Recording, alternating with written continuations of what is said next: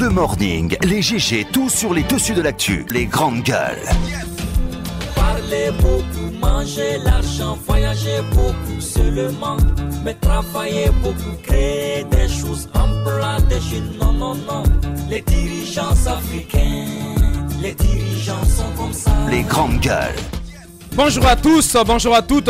Mercredi 20 juin, le plaisir de vous savoir nombreux devant la lucarne joyeuse pour regarder cette émission. Vous êtes du côté de Dakar. Merci de nous préférer. Vous nous écoutez à la radio du côté de la Guinée forestière à travers Espace Forêt sur 99.7. Du côté de Bokeh également, c'est 99.7. La même fréquence du côté de l'Abbé. Du côté de Cancan, c'est 99 tout court. Merci de nous choisir. Vous avez trois possibilités. Comme d'habitude, pour réagir à nos sujets, GG au 8037.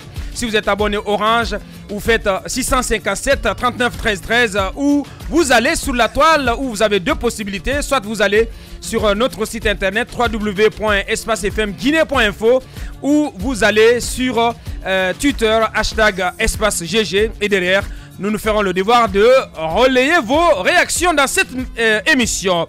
À la une, 7 ans après, l'usine Roussal Frigia qui renaît de ses cendres, lancement officiel ce mercredi du redémarrage des activités de cette unité industrielle poumon de la vie économique de la ville de Fria, une ville qui a souffert le martyre tout le temps que cette usine est restée fermée. Le président Alpha Condé en personne sera sur place pour marquer le coup. Toutefois, au-delà des célébrations, il y a la situation des ex-membres du syndicat des travailleurs de l'usine, ceux-là même qui ont été accusés, pointés du doigt d'avoir été à l'origine de la grève qui a débouché sur la fermeture de celle-ci. Sont-ils repris au sein de l'usine? C'est la grosse question qu'on se pose ce matin. Quel est leur vécu quotidien depuis l'arrêt de cette usine? Monsieur Cabinet Baril est ex-membre du syndicat des travailleurs de Roussal Frigia. Il sera au téléphone depuis Fria. Et si tout va bien aussi, on tentera de joindre Monsieur Abdoulaye Magasouba, ministre des Mines et de la Géologie. La non-installation des exécutifs communaux, voici bientôt 5 mois. Depuis que de nouvelles élections communales se sont tenues en Guinée, une situation qui insupporte désormais à plus d'un acteur politique ayant participé à ces joutes électorales. C'est le cas notamment des listes indépendantes qui, en gros, ont enregistré à cette occasion des exploits par endroits et des percées par ailleurs. Certaines d'entre elles n'en peuvent plus de continuer à se coltiner cette anomalie qui n'a que trop perduré. Elles entendent désormais se faire entendre. Comment comptent-elles s'y prendre? Monsieur Badra Koné, le candidat indépendant du côté de Matam, il sera notre invité dans la deuxième partie de cette émission. Merci de rejoindre l'équipe. Ahmed, bonjour. Bonjour, Aboka. Bonjour, Robert Sarakolemou. Bonjour. Bonjour, Antoine Kigbafori Kourouma. Bonjour, Antoine Gweke Kourouma, c'est mieux. Bien.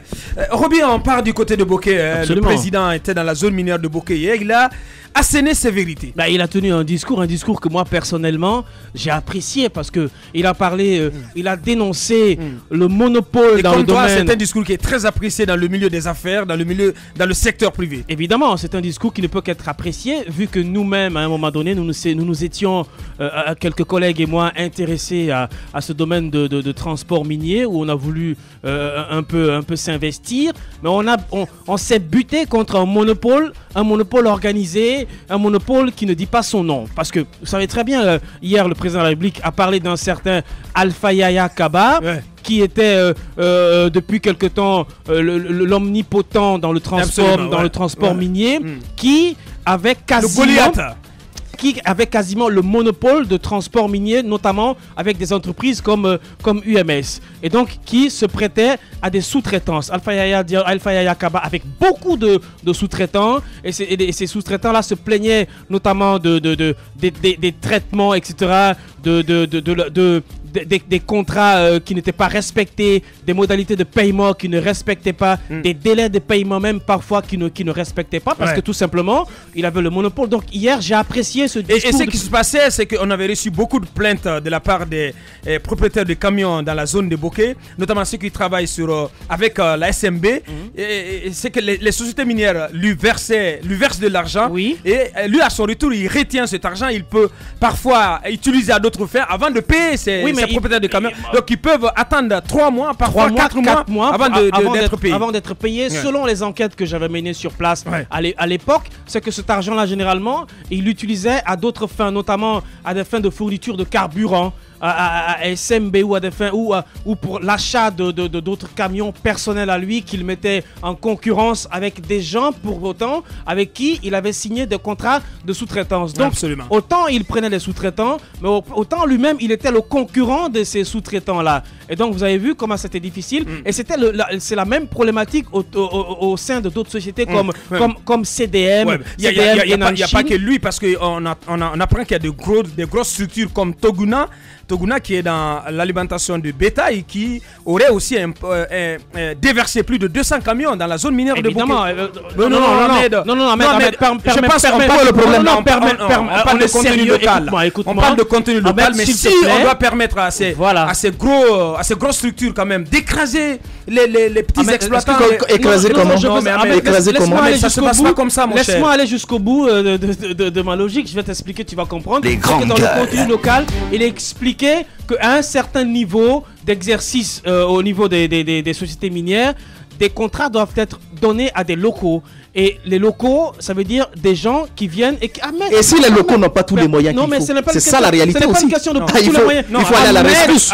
C'est ça la réalité. Vous n'avez pas compris. L'enjeu, c'est de protéger justement le petit Guinéen qui a 1, 2, 3 camions. Oui, qui a 1, 2, 3 camions, mais sauf que là-bas, on n'a pas besoin de 1, 2, 3 camions. On a besoin de beaucoup de camions. Mais tu comprends pas. Voilà comment ça s'explique. Voilà comment ça se passe. Vous avez Alpha Yaya qui est là, qui est en relation directe avec une grosse structure, une grosse boîte, une société minière. Alpha Yaya est la plaque tournante.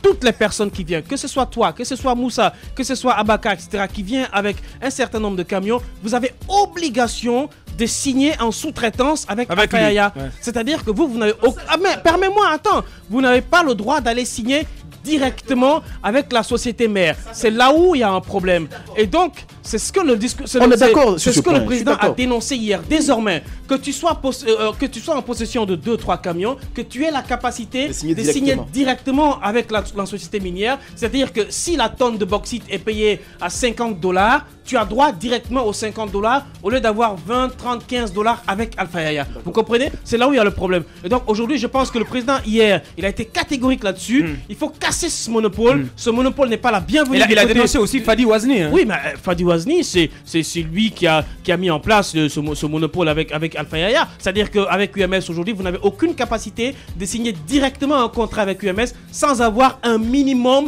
de 10 camions. Alors que vous savez très bien que les gens dans la localité de Bouquet, il y a peu de gens qui peuvent se permettre le luxe de s'acheter 10 camions. Donc, il y a des entreprises, il y a des PME qui sont en possession de 2-3 camions, qui n'ont pas la possibilité de signer directement avec les contrats, avec les sociétés minières, qui signent avec des sous-traitants. Et ces sous-traitants-là jouent au malin avec eux. Ils ne les payent pas à temps. Ils ne les payent pas comme il faut. Les contrats sont parfois mal signés. Les contrats sont parfois abrogés pendant qu'ils sont en exercice. Donc il y a toutes ces problématiques qui sont là. Je pense que hier, la colère du président était vraiment la bienvenue. Était vraiment saine. Allez-y, Ahmed. Ça dépend. Moi, je pense qu'il y a des explications et il ne faut pas tomber dans le sensationnel. Non, je vous explique. On va l'écouter, Roby. C'est vrai que ces entreprises, en signant directement avec les sociétés minières, peuvent gagner plus. Mais ce que vous ne comprenez pas, quand vous avez par exemple 50 prestataires qui signent directement avec l'entreprise, c'est un exemple, vous allez vous retrouver avec 50 personnes devant votre bureau. Toutes ces personnes veulent vous rencontrer pour le paiement, par exemple, de leurs factures. Mais quand ces 50 personnes sont représentées par une structure, cette structure gère direct. Écoutez, ça se passe comme ça avec les entreprises. Ça se passe comme ça avec les entreprises. Ici, qu'on est en affaire. Je vous explique. Oui, c'est comme ça que ça se passe. On ne peut pas gérer avec tout le monde. Avec tout le monde, ce sont des tas de problèmes. Donc, en général, on trouve une entreprise qui va donc devoir gérer avec les sous-traitants. Cette entreprise... Sur la forme, on peut être d'accord. Voilà, sous la forme. Maintenant, ce qu'on peut demander, c'est une certaine amélioration donc, de ce qui est versé donc, aux sous-traitants. Donc, on peut demander soit à l'entreprise d'augmenter, je ne sais pas, un peu, ou au sous-traitant, celui qui gère directement le projet. Mais je vous dis que dans la forme, pour les entreprises, c'est comme ça que ça se gère. Vous semblez pas comprendre, Ahmed, parce que ce qui est dénoncé là, ce sont les agissements de ce Alpha Yaya Kaba. Mais je comprends parfaitement, c'est ce que je dis. Si M. Alpha Yaya ne travaille pas dans les normes, en ce moment, la société a l'obligation de trouver une personne qui pourra donc gérer les sous-traitants. Parce que c'est ce que je vous dis, l'entreprise ne peut pas voir, par exemple, comme je l'ai dit, 50 sous-traitants devant ses bureaux chaque jour. Ça ne marche pas comme ça. Il faut un seul interlocuteur. Ce seul interlocuteur gère les sous-traitants. C'est comme ça. C'est comme ça que ça se passe. C'est comme ça que ça se passe, Roby, dans les entreprises. Il y a ce qui se doit et il y a ce qui se fait sur le terrain. Moi, je vous explique les principes. Je ne veux pas tomber dans le sensationnel. S'il y a des améliorations à faire, alors qu'on procède à ces améliorations. Si le monsieur ne répond pas donc aux besoins des sous-traitants, alors que l'entreprise essaie de voir comment le problème peut être géré. Mais je vous explique comment ça se passe. L'entreprise ne peut pas mettre sur son dos 50, 60 entreprises, chaque jour être là en train de gérer ces entreprises. Il faut un interlocuteur et cet interlocuteur, il doit être sérieux. Alors celui qui est là, s'il est dénoncé même par le président de la République, ça veut dire qu'il y a beaucoup de questions à se poser. Bien. Alors dans ce cas, que l'entreprise essaie de voir pour régler ce problème. Mais moi je comprends parfaitement la stratégie. C'est comme ça que ça se passe en général avec les entreprises minières. Bien, allez-y. UMS n'est pas la seule société minière du côté de Bokeh. Il y a beaucoup d'entreprises qui exercent exactement comme je vous explique. C'est un système de pointage payant qui est là.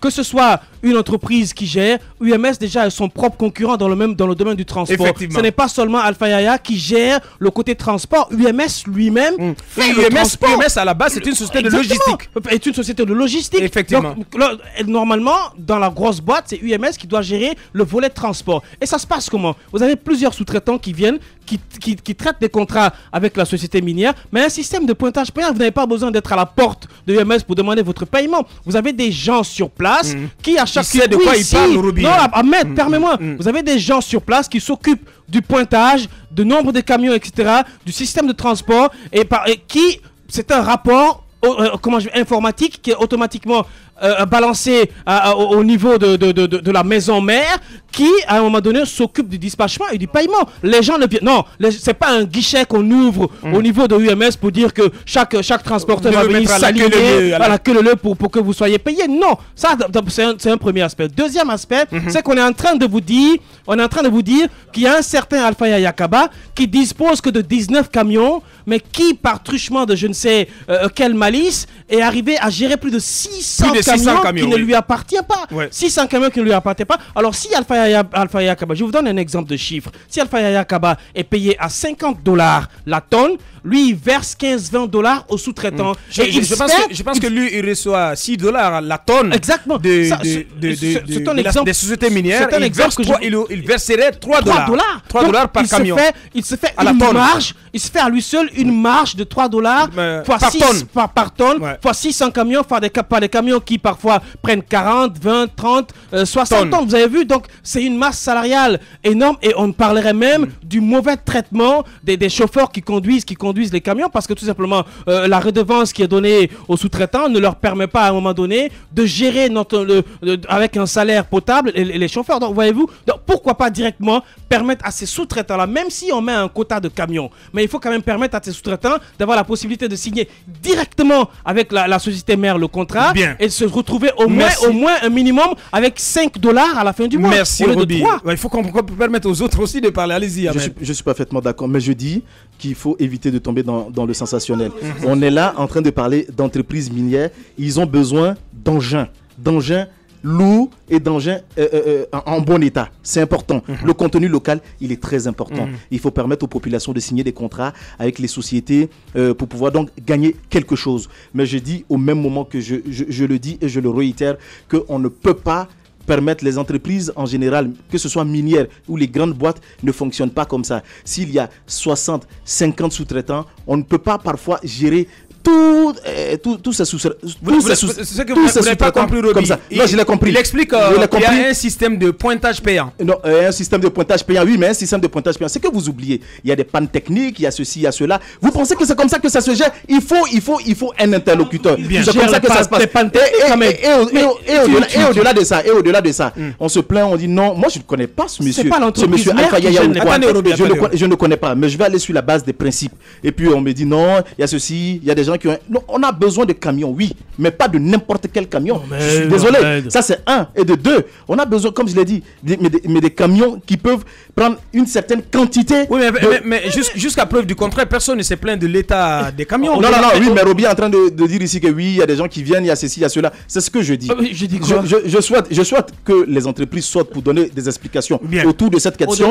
Mais je dis, au lieu de tomber dans du sensationnel, il faut quand même aller pas à pas. Je pense que c'est important. En fait, je crois que nous ne sommes pas les premiers à tomber dans le sensationnel. Alors, c'est le président qui lui-même a, de toutes les façons, moi j'ai parlé. A mis le pied dans la plaie hier. Moussa aussi en sait quelque chose. Bonjour Moussa. Bonjour. Ouais, il écume beaucoup la zone de Bokeh. Ouais. Tout à fait. Alors, moi j'aimerais quand même de demander à ceux qui gouvernent ce pays de ne pas nous prendre pour des gens qui sont dupes. Des canards sauvages. Nous ne sommes pas du tout dupes. Je pense que ce cabas qui a été dénoncé par le président hier, s'il faisait partie de ces hommes d'affaires qui sont un peu dans la cour du roi et qui géraient un peu, qui graissaient un peu tous les mouvements politiques du RPG, le président ne l'aurait jamais dénoncé. Aujourd'hui, on le dénonce parce que, non, je vous le dis clairement, parce qu'ils sont nombreux comme ça. Alors comment je te pose simplement une question. Non, je te pose une question. Tu as parlé de quelque chose. Oui. Laisse-moi te poser une question. Alors, comment comprendre le fait que le président ait dénoncé Fadi Wazni, qui est quand même un de ses grands soutiens? Je t'en prie, une dénonciation du président signifie qu'il y aura des actions après pour pouvoir lutter contre le mal qui a été dénoncé. C'était déjà quand même courageux de sa part. Courageux, mais oui, mais Moussa, s'il vous plaît, tout le monde connaît sa proximité avec... Tu ne peux pas pendant 8 ans écouter un président qui tout le temps dénonce. Il n'est pas dans la dénonciation, ça c'est mon rôle. Je n'ai pas dit qu'il y aura des actions. Je n'ai pas dit cela. Alors, mais le fait de pointer Fadi Wazni, pourquoi tu t'en réjouis? Je m'en réjouis pas, Moussa. Qui a fait? C'est déjà ça. Mais Abaka, oui. Les grandes gueules. Je veux pas qu'on parte sur des données superficielles. Tu connaissais avant Fadi Wazni? Non. Qui a fait de lui Alpha Condé, l'homme qu'il est devenu? Mais alors, tu vas dénoncer un homme que tu as créé, que tu as fabriqué? Moi, je n'en veux pas à Fadi Wazni, il fait son business parce que tout simplement, le pays lui a permis de le faire comme ça. Voilà, on n'a pas fixé les règles. Moi, j'aimerais quand même qu'on soit plus dans la dénonciation lorsqu'on a la tête du pays. Vous êtes président de la République, vous n'êtes pas là pour dénoncer. Ceux qui doivent dénoncer, on les connaît. L'opposition peut dénoncer. Nous, les journalistes, nous pouvons dénoncer. Vous êtes là pour être dans l'action. Moi, je vais, par exemple, vous citer le cas, c'est pas pour le jeter des fleurs, mais la Guinéenne des mines, avec Mathurin et Mouri, là-bas, et c'est vérifiable, c'est de toute la ligne, du point A au point B jusqu'au point Z, ce sont des Guinéens. C'est cela qu'on appelle le contenu local. C'est cela qu'on appelle le contenu local. Vous avez pu vérifier? Oui. Ce sont des Guinéens. Ils sont petits par c'est une société qui est petite par la taille, par le nombre de tonnages qui est porté, mais sérieuse sur le plan du respect du contenu local. Il n'y a que des Guinéens. Ce n'est pas du tout une sorte de xénophobie, mais je vous dis, vous ne pouvez pas chantonner le contenu local. Pourquoi le président n'a pas pris exemple sur le cas de GDM? Je ne sais pas. Parce que le président dit que le contenu local n'est pas respecté et qu'il a fait l'enquête à la place du ministre des Mines. Abaka, celui qui gère un peu la logistique, tout ce qui est lié à l'exploitation, c'est le frère de Djaka Kamara. Ils ont mis toute une sorte de logiciel en place. Quel Djaka Kamara? Djaka qui fait top 10 chez nous. Ils ont mis toute une sorte de logiciel chez nous par rapport aux camions qui viennent déverser. Mais tout le balai qui est fait par jour, tout est pointé. En plus, ce que vous oubliez, il y a les gens qui ont un camion, 2 camions, qui ne peuvent pas directement traiter avec la société. Il y a certains qui ont créé des groupements d'intérêt économique sur place. Pour permettre de faciliter directement. Donc, ce n'est pas des camionneurs qui partent de façon solitaire, signés avec des GIE. Moi, j'aimerais que le président quitte la dénonciation, qu'il puisse fixer les règles et veiller à ce que ce soit appliqué. Que celui qui ne les applique pas, qu'il y ait des sanctions. Tout à fait. Voilà, vous ne pouvez pas quand même dénoncer. Il a dénoncé Kaba, il a parlé de Fadi. Mais suivez la suite. Allez-y, Antoine. Moi, la question que je me pose, quoi? c'est quoi le rôle exact du ministre des Mines? Parce que pour moi, on n'a pas besoin que le président parte à Bokeh pour dénoncer cela. le ministre déjà étant le représentant du président auprès des sociétés minières. C'est plus fort que lui, Antoine. C'est plus fort que lui, comme Abakar Diallo. Mais attendez, lorsqu'un ministre des Mines, à mon avis, c'est trop naïf. Mais lorsque le ministre des Mines doit rappeler à chacune des sociétés c'est quoi le respect du contenu local, ce n'est pas au président d'aller le rappeler. Et s'il le fait, quelque part, Antoine, c'est au-dessus de lui. Aboulaye a failli à sa mission. Pas aux pauvres raison pour laquelle Alpha Condé est contraint de dénoncer tout le temps lorsqu'il est à l'intérieur du pays. Et l'impression que j'ai, c'est qu'il a envie de faire plaisir aux populations. Raison pour laquelle, quand il vient, il veut leur faire comprendre qu'il défend leurs intérêts à travers le respect du contenu local. Mais à mon avis, il est au courant de tout. Et c'est juste des discours pour moi populistes afin de se faire plaisir. Ben si, c'est des discours populistes qui pour moi visent à se faire plaisir auprès des populations au niveau des zones minières. Il a dénoncé aussi les préfets et les Maintenant le cas des syndicalistes, il a rappelé hier, lorsqu'il dit que certains viennent pour semer la pagaille au niveau des sociétés minières, faisant allusion à celui qui est en prison, notamment à Abakar Sidiki Mara, il dit qu'il ne va plus le permettre. Aujourd'hui, les juges, les magistrats estiment que celui qui est en prison, on n'a rien à lui reprocher, on ne comprend pas pourquoi il est toujours détenu. Mais jusque-là, on sait que... Ces avocats disent qu'il est le prisonnier personnel du chef de l'État. Et le président, dans son discours hier, on l'a carrément compris. Et donc aujourd'hui, on verrait très mal des syndicalistes se lever à bouquet et revendiquer pour leurs droits. Ça ne sera plus possible. Parce qu'on a emprisonné l'un des leurs, on fait en sorte de leur mettre une certaine pression afin de les empêcher de réclamer leurs droits. Ce qui, pour moi, n'est pas logique. Et donc, c'est important, certes, de respecter le contenu local, mais le chef de l'État doit aller au-delà des dénonciations. Il doit faire en sorte que son discours d'hier soit fait en acte concret.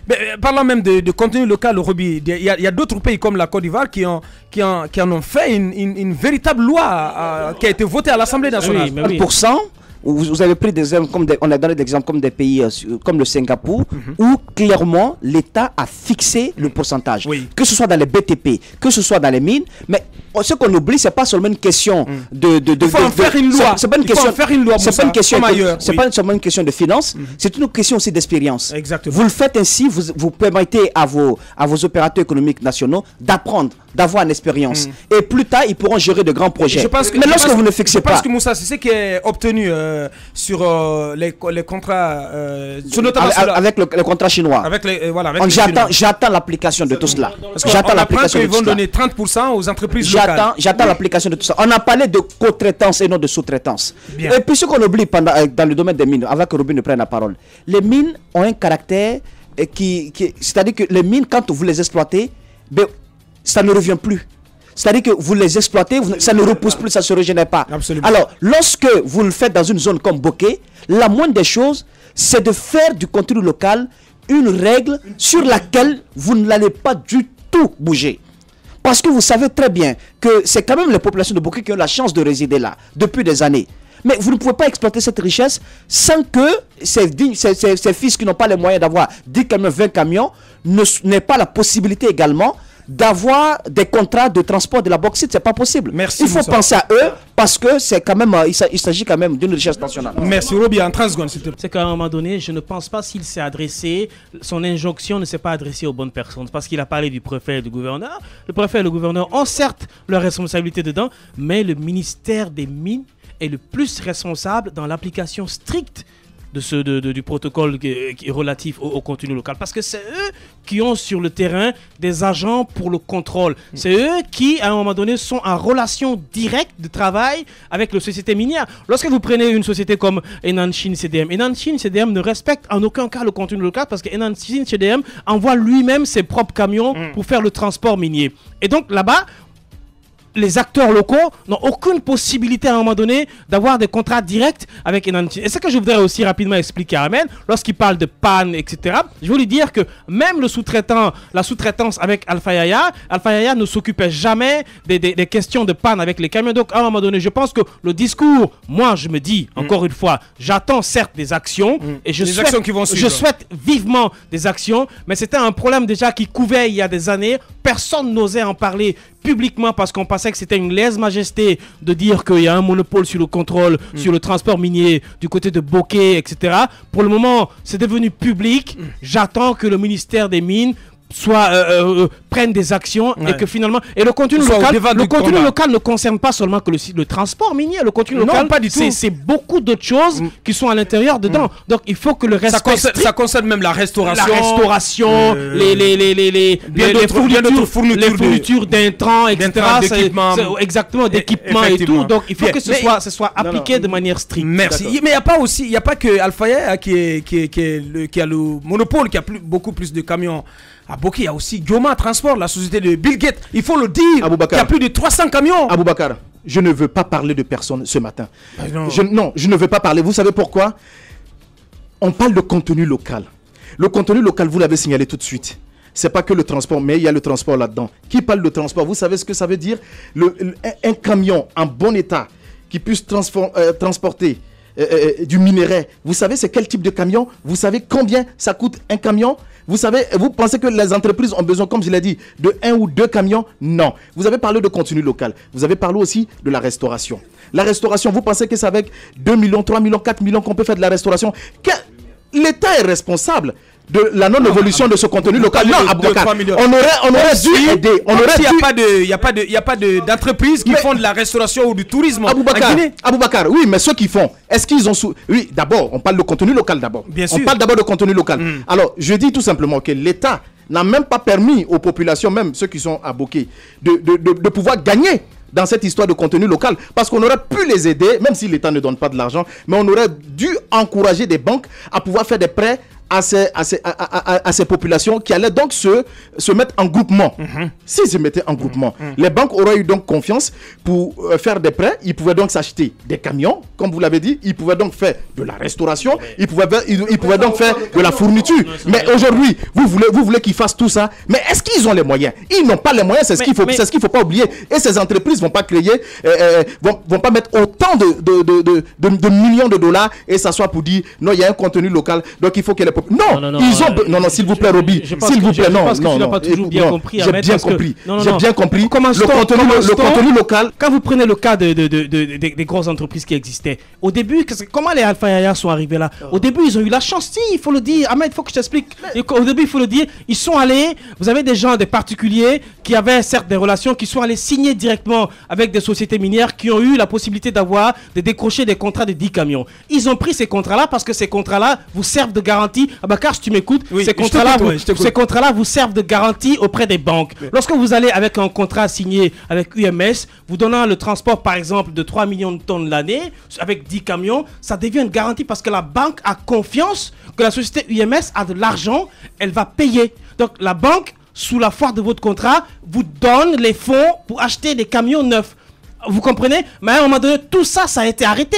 Alors, comment voulez-vous que les gens du côté de Boké puissent avoir la possibilité d'acheter des camions neufs? Ils peuvent pas. Ceux qui commencent avec 2-3 camions, 10 des camions occasion, s'ils étaient payés à $5 la tonne, je pense qu'ils auraient pu eux-mêmes acheter à la limite, à la longue, des nouveaux camions. Mais des gens qui sont même pas bien payés, qui reçoivent leur argent 3-4 mois après, qui s'endettent pour payer les chauffeurs parce que tout simplement il faut que l'activité continue. Tu veux que ces gens-là achètent des nouveaux camions? Comment? Il n'y a pas de possibilité. Tu ne peux pas vouloir faire de la sous-traitance et créer de la concurrence dans la sous-traitance. Ça ne marche pas. Merci Robé. Ahmed, pour clore. Je dis qu'on aurait dû aider les populations. C'est vrai, aujourd'hui on parle de UMS qui est capable de lever assez de fonds. Mais ces jeunes entrepreneurs ne peuvent pas, tout simplement parce qu'il n'y a pas de crédibilité. C'est pourquoi je dis que l'État aurait dû se mettre devant par le canal des banques pour permettre à ces populations de Boké de se mettre en groupement d'intérêt. Le problème est que, Ahmed, l'État dont vous parlez, il n'est pas crédible. Mais si l'État n'est pas crédible, alors qu'est-ce que vous voulez? Vous voulez